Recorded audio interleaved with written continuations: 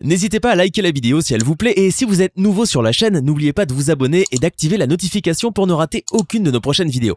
On commence.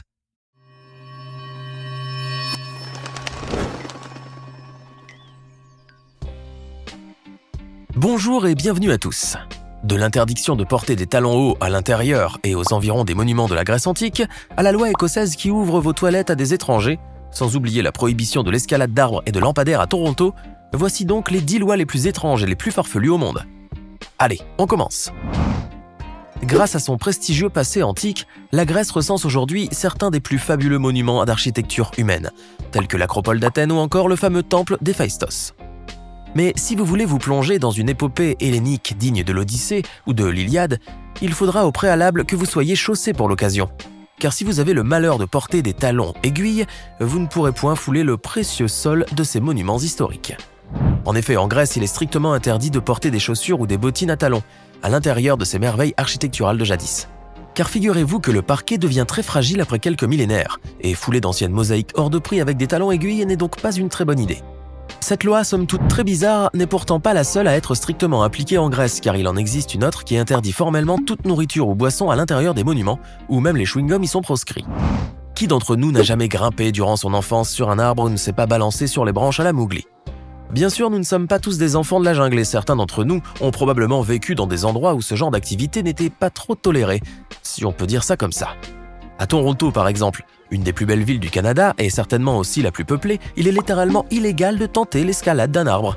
C'est en effet un véritable délit puni par la loi et qui peut vous rapporter des amendes très salées. La facture peut même s'élever jusqu'à 365 $ si on vous surprend en flagrant délit, comme ce fut d'ailleurs le cas récemment pour un jeune homme appréhendé alors qu'il grimpait sur un conifère de Bellevue Park à Kensington Market. Cette loi plutôt insolite et très certainement détestée par les petits garnements torontois n'est d'ailleurs pas la seule qui figure au code municipal de la mégalopole canadienne. En effet, les pauvres petits n'ont même pas le droit de jouer avec la neige dans les parcs de la ville. Exit donc les belles parties de bataille de boules de neige entre amis. Ah, quand l'été arrive et que l'atmosphère fleure bon l'air marin et les crèmes de bronzage. Mais bien évidemment, les vacances à la plage ne seraient rien sans ces bons vieux châteaux de sable que nous construisions avec le savoir-faire d'un Vauban et le zèle admirable de nos jeunes années. Pourtant, vous devriez savoir que, sur certaines plages, il est strictement interdit de construire des châteaux de sable sous peine de se voir infliger des amendes très dissuasives. À Majorque, par exemple, il est strictement prohibé d'ériger des palais ou des forts quelconques en sable, et tout contrevenant pourrait écoper d'une amende de 100 €. Mais il faut savoir que Majorque n'est pas vraiment la seule ville espagnole où règnent de telles lois insolites, car en Galice et sur l'île de Tenerife aussi, la Gestapo des plages veille au grain. Pire encore, car là-bas, les amendes pour construction d'un château de sable peut grimper jusqu'à 1500 €. De quoi vous dégoûter à jamais de ce mignon petit hobby estival. Les législateurs derrière ces lois abhorrées des touristes les justifient par un argument pourtant plutôt valable, puisqu'elles ont été mises en place afin de garantir l'absence de tout obstacle sur la plage qui pourrait gêner les équipes de sauvetage et les maîtres nageurs en cas d'urgence vitale. Dans le feu de l'action, ces derniers pourraient en effet trébucher sur les constructions de sable ou même tomber dans les trous creusés par les enfants, ce qui serait en effet un incident bien fâcheux. Bienvenue en Suisse, le pays des coucous et du chocolat au délicieux lait alpin. Mais attention, car au sein de la Confédération helvétique, il existe des lois pour le moins bizarres et dont on ne trouve pas vraiment d'explication logique. Arrêtons-nous par exemple sur cette loi absurde qui vous interdit formellement de tondre votre pelouse les dimanches. Ce texte législatif existe bel et bien dans de nombreuses communes suisses, qui interdisent d'ailleurs aussi d'utiliser des perceuses électriques pour faire des trous par un dimanche. Ces lois désuètes ont vraisemblablement été adoptées à une époque où le principe de l'insonorisation n'existait pas encore, ou n'était qu'à ses premiers balbutiements. Toujours est-il qu'à certains endroits en Suisse, il est toujours interdit d'actionner la chasse d'eau des toilettes après 22 h. Alors oui, on veut bien ne pas déranger les voisins à des heures tardives, mais comment faire si on a un besoin urgent, ou si l'on a dîné avec des plats indiens à emporter? Si vous avez envie de prendre un petit cochon comme animal de compagnie en France, évitez surtout de lui choisir un nom, disons-le, aux consonances bonapartiennes. En effet, gare à vous si vous nommez votre bébé porcin Napoléon, car la France n'est peut-être plus un empire, mais certaines lois impériales continuent toujours de sévir. Cette loi ridicule tient très probablement ses origines du temps de la splendeur napoléonienne et de l'apogée de l'empire de ce petit homme mais au grand destin.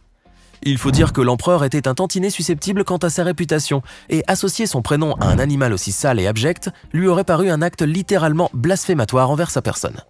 Mais si vous voulez à tout prix donner un nom royal à votre adorable petit cochonnet, sans toutefois risquer d'enfreindre la loi, vous pouvez néanmoins le nommer Louis XVI ou même Charlemagne. Et si c'est une truie, vous pouvez pourquoi pas l'appeler Élisabeth II. La justice française est souvent citée en exemple dans le monde afin d'illustrer l'intelligence et l'impartialité des institutions qui la composent. Mais comme pour toute initiative humaine, elle a pourtant son petit lot d'inepties et de lois complètement farfelues. Citons ainsi ce texte de loi qui vous interdit purement et simplement de prendre des photos de la Tour Eiffel, et ce, dès que la nuit est tombée. Si cette loi vous paraît totalement inepte et sans aucun fondement juridique, voire qu'elle n'est même pas réelle, eh bien vous vous mettez le doigt dans l'œil. En effet, cette loi existe bel et bien à Paris et implique qu'aucun cliché du vieux monument en acier ne soit pris de nuit, sous peine de s'exposer à des amendes, voire même à un procès en bonne et due forme. Mais que les touristes se rassurent d'emblée, car si cette loi est bien inscrite dans les annales judiciaires de la ville lumière, elle ne concerne en vérité que les entreprises et les sociétés. Ces dernières doivent en effet s'acquitter auparavant d'une autorisation pour pouvoir utiliser l'image nocturne et illuminée de la Tour Eiffel, car ces guirlandes et ces lumières sont justement protégées par des droits d'auteur. Vous pouvez donc prendre autant de selfies avec la tour, personne ne vous en tiendra rigueur, mais attention tout de même aux crises de vertige. L'Écosse est plus connue pour son haggis et ses Highlands que pour ses lois insolites. Néanmoins, votre ami le lama fâché a tout de même réussi à vous dénicher un bon vieux texte de loi poussiéreux et totalement archaïque, mais qui reste encore un usage de nos jours. En effet, au sein de cette nation celtique ancestrale, le sens de l'hospitalité devait être tenu en très haute estime, comme le démontre cette vieille loi, qui vous oblige à fournir l'accès des toilettes de votre maison à de parfaits étrangers. Et oui, vous avez très bien entendu. Dans le pays de Highlander, si jamais quelqu'un frappe à votre porte en demandant à utiliser vos WC pour une petite ou une grande commission, vous n'avez nullement le droit de le lui refuser. L'origine de cette loi insolite est mystérieuse et personne ne saurait même vous dire avec précision à quelle époque elle remonte. Toujours est-il que cette loi qui mérite bien la palme d'or de l'absurdité est toujours en vigueur en Écosse. On pourrait être tenté de dire que le système pénal américain demeure l'un des plus efficaces et des plus dissuasifs dans le monde, puisqu'il a tout de même réussi le pari de maintenir une certaine cohésion sociale aux États-Unis. Et grâce à la magie d'Hollywood, les tribunaux américains et leurs procédures judiciaires n'ont plus aucun secret pour nous. Mais objection votre honneur, car en matière de lois absurdes, les États-Unis ne manquent pas d'inspiration et pratiquement chaque État américain possède ses propres inepties juridiques.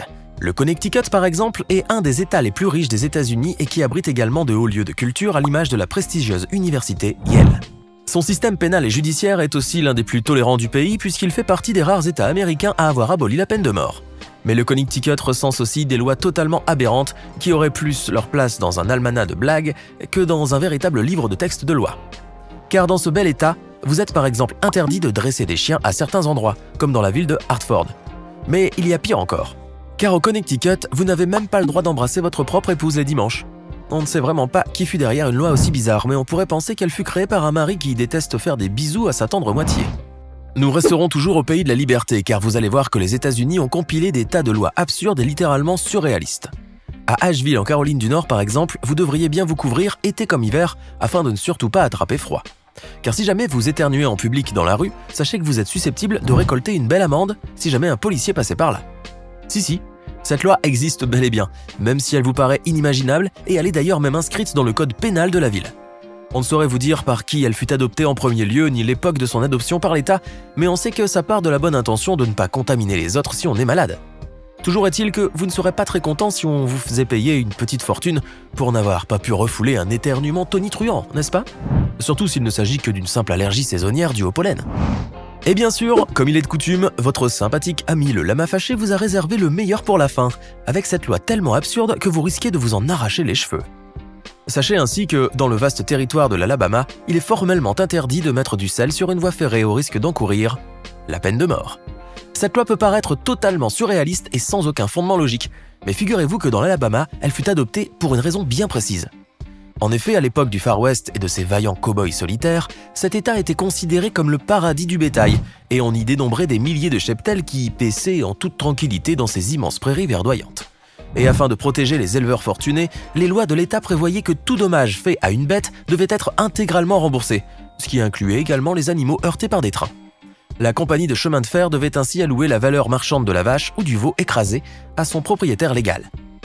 Ceci amena certains éleveurs peu scrupuleux à élaborer une arnaque pour le moins machiavélique et qui allait se révéler très lucrative. En effet, ces derniers n'hésitaient pas à attirer leurs vaches malades ou agonisantes sur les voies ferrées en saupoudrant un peu de sel sur les rails. Les animaux qui adorent lécher ce condiment se ruent en effet sur les voies ferrées pour faire un festin salin, puis arrive fatidiquement et inexorablement le train qui mettra fin à leur existence. La compagnie de chemin de fer remboursera ainsi l'intégralité du prix de la bête heurtée, même si sa valeur marchande était sensiblement diminuée, voire quasiment nulle. Et comme personne ne pouvait prouver l'état de santé de la vache après coup, cette loi fut instaurée afin de dissuader les éleveurs de mettre en pratique cette arnaque diabolique. Et voilà, c'est tout pour aujourd'hui. Que pensez-vous de ces 10 lois totalement absurdes et insolites à travers le monde? Laquelle d'entre elles vous a d'ailleurs le plus impressionné? Dites-le nous dans les commentaires et si cette vidéo vous a plu, n'oubliez pas de mettre un like et vous abonner et d'activer les notifications. À bientôt pour de nouvelles découvertes hors du commun.